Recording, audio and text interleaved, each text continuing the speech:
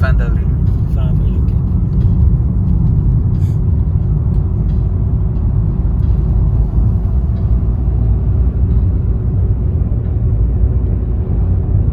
I'm on my way going to Montreuil, which is near where I stay.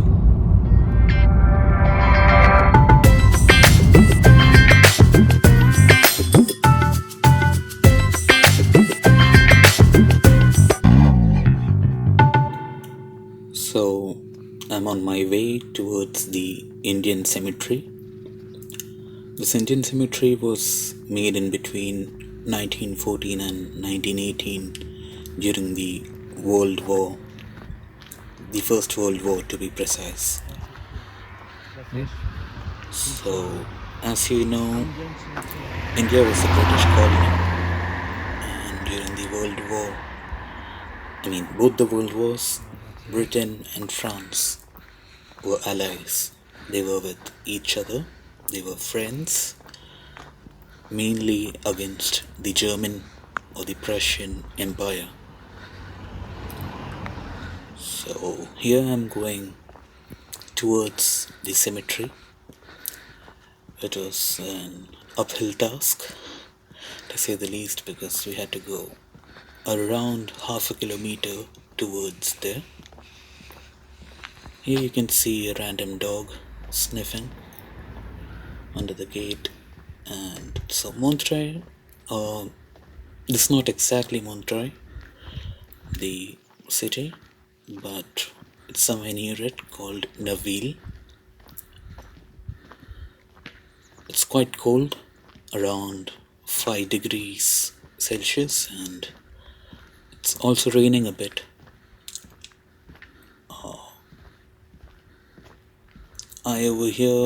I'm feeling a bit difficult walking up here, but that's fine. Just makes me think what life would have been for the soldiers, the Indian soldiers, or the Indians who were part of the British Army back then. How they would have acclimatized to this climate, to the cold weather. So these soldiers over here, they were working with the French and the British. This over here is the French countryside up in northern France. En face, à la Chartreuse. C'est With me is one of the professors that I work with, and he was just mentioning about. c'est un lieu religieux là-bas. D'accord. Qui a été religieux avant, hein. Maintenant c'est fini. I was talking Donc, c'est la about a Chartreuse. place towards the right side where I was looking, and over there was the religious site.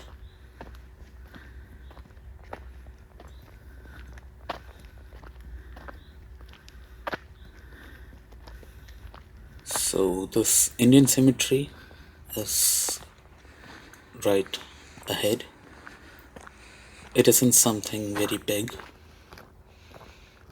As you can see, right behind these bushes, these small trees, they're not as big, and so is the cemetery.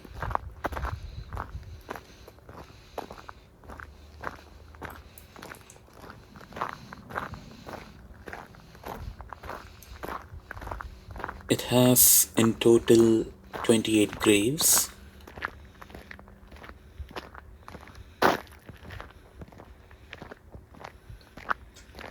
The road is full of gravel, so you can hear me walking. So yeah, this is it. It isn't very big.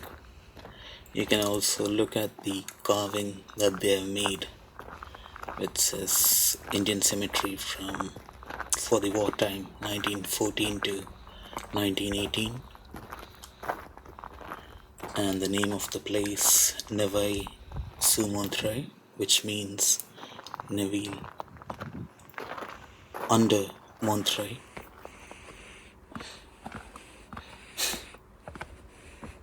Finally, a path which is going downhill.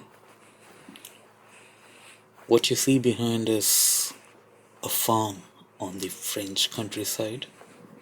I'll not go much into detail. So I'll just read this out. These three soldiers of the Indian Army are honored here. Bearer Chandu, Suvar, Kartar Singh and Sweeper Banwari.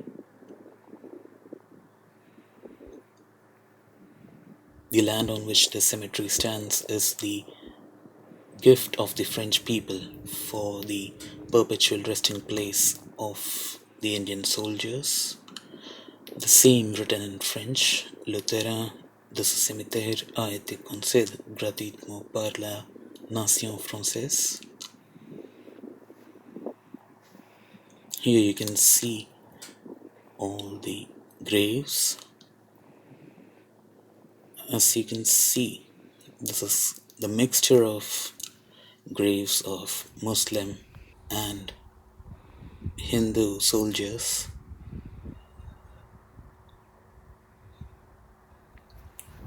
I'll just be walking through and showing you all the graves. Later on we can have a look at them. But here you can see the interesting fact that the graves also have the symbol or the logo of any brigade or specific regiment that the soldiers were part of.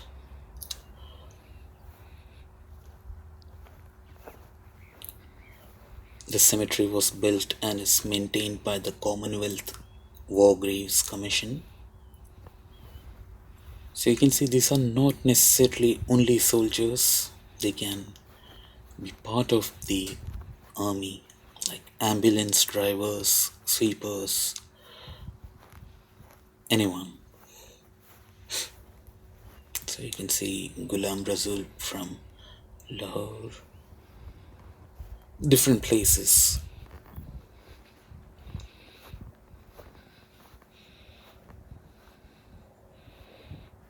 While I was here, I was just imagining what life would have been like for these. Over here, like you can see the rifleman. Here there's the driver. But even while thinking about their life, one thing that came into my mind was how diverse India was and still is. Here you can see people from the Gurkhas up in the north to people from Jodhpur, from Lahore, from different parts of India. All of them for one cause.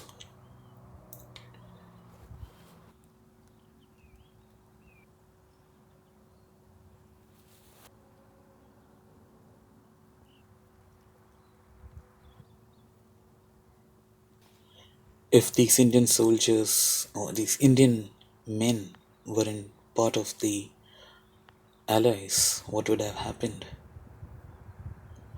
It's me taking pictures, and the clothes that I wear are similar to the stone and the shade of it. Okay. And how would it be over if I didn't take a selfie over here in the countryside? Là, il y a un maraîchage. And we're back at the home of the professor where he has painted cows. Very Indian indeed.